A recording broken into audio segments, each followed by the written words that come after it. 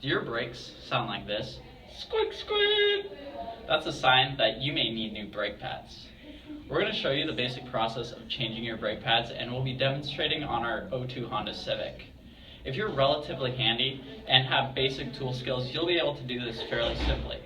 This will save you a lot of money, but keep in mind, while changing your brake pads is a relatively universal thing to do, make sure to do some research on your specific vehicle before you get started. To change your brake pads, you will need the following tools: a car jack, jack hook, and a lug wrench. In the '02 Civic, these will be located in the trunk of the car, under the carpet. However, note that locations may vary for different car models. You'll also need new brake pads, a brake spreader, thread locker, and a socket wrench with a 12mm socket. All of these items are obtainable from your local car shop. We went to AutoZone to obtain these parts, but you can find them at any car shop or at any online car shop websites. Caution: incorrect completion of any part of these instructions could result in damage to your car. Warning: a variety of injuries could occur, ranging from broken bones to bumps and bruises. Danger: death could occur.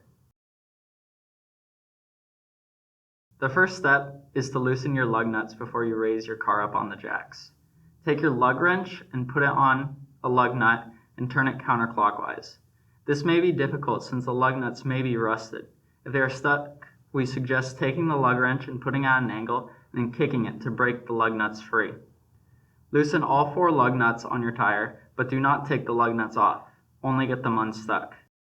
The reason that you want to break the lug nuts free before you raise your car up on jacks is that if you break the lug nuts free while on the jacks, you risk knocking the car off the jacks. Next, you will jack up the car. Before placing the jack under the car, give the height adjuster on the jack about 20 half turns. This is just to prep the jack so that you don't have to make as many turns while it's under the vehicle. Next, slide the jack underneath the car to the designated jack point, making sure to center the jack under this point. The jack point is a protruded piece of metal with a bolt in it. Then, turn the jack height adjuster by hand until the jack is touching the car and it is difficult to turn anymore by hand. You will then hook the jack hook into the hole on the height adjuster and then attach the lug wrench to the jack hook by placing the end of the jack hook through the hole in the lug wrench. Finally, turn the lug wrench in a clockwise direction to raise the car up. Raise the car until you are able to take the lug wrench and run it under the elevated tire.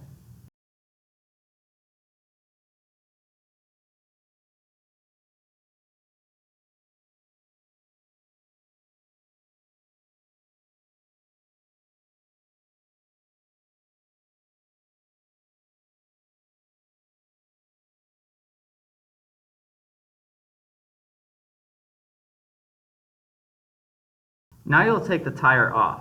First, loosen the lug nuts using the lug wrench so that you can turn the lug nuts by hand.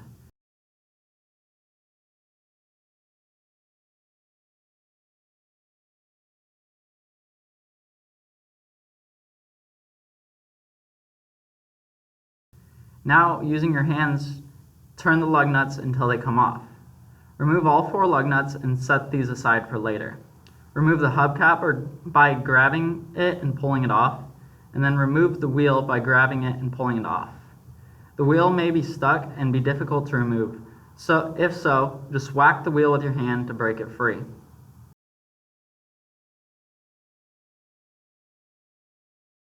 Next, you will remove the old brake pads. To do this, you must first remove the brake caliper.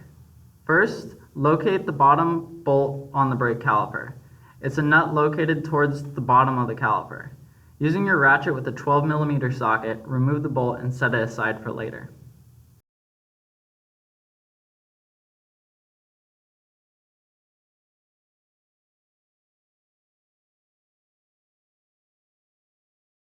Grab the brake caliper and rotate up. The caliper should still be attached to the top of the rotor, but the brake pad should now be exposed. Grab the brake pad closest to the exterior of the car and pull it out. You may have to wiggle it a bit to get it out.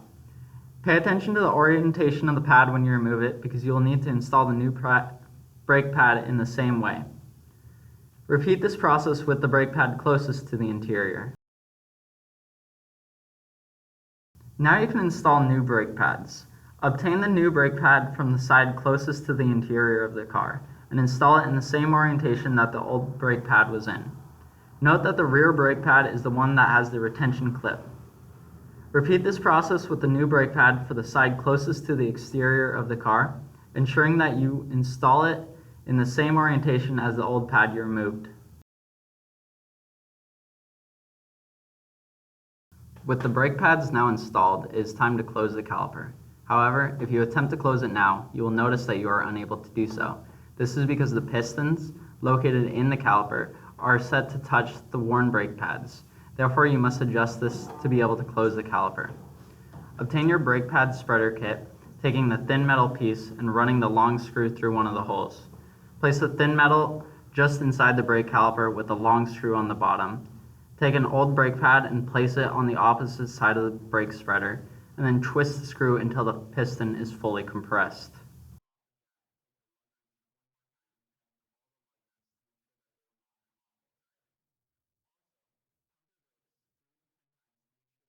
Remove the brake pad spreader and the old brake, and now you will be able to close the caliper. You may need to wiggle the caliper a little bit to get it past the new brake pads.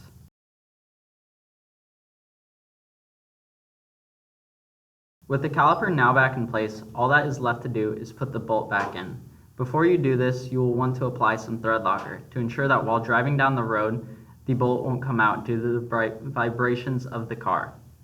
Apply thread locker around the threads in the bolt and screw the bolt back in to the spot that was once located by hand. Once you can no longer screw it in by hand, obtain your ratchet with the 12mm socket and tighten it until you are no longer able to do so.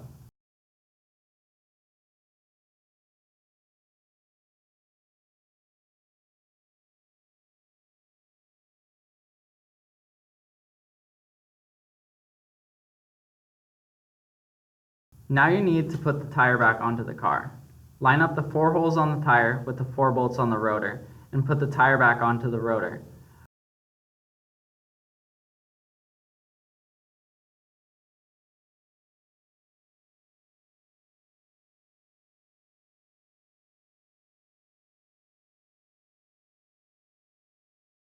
With the tire back in place, take your hubcap and place it back over the tire with the 4 holes on the hubcap running through the 4 bolts. Take your lug nuts and begin to screw them back on. Make sure that you do not tighten a single lug nut all the way down, but rather work in a circle, tightening each one bit by hand. Once you can no longer tighten the lug nuts by hand, reobtain your lug wrench and tighten all the lug nuts.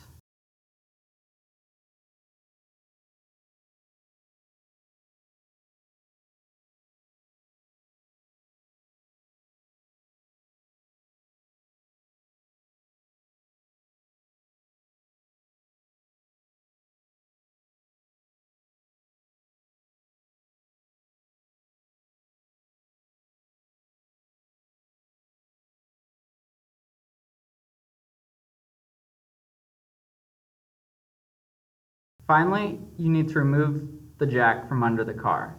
Reassemble the jack parts in the same fashion that you did when raising the car, and turn the lug wrench counterclockwise to lower the jack. Lower the jack until you are able to slide the jack out from under the car. A few cautionary warnings. Once your car is off the jack, take the lug wrench one more time and tighten all the lug nuts to make sure that they will not come off while driving. Also, pump your brakes 3 to 10 times to make sure that piston is now compressed onto the new brake pads.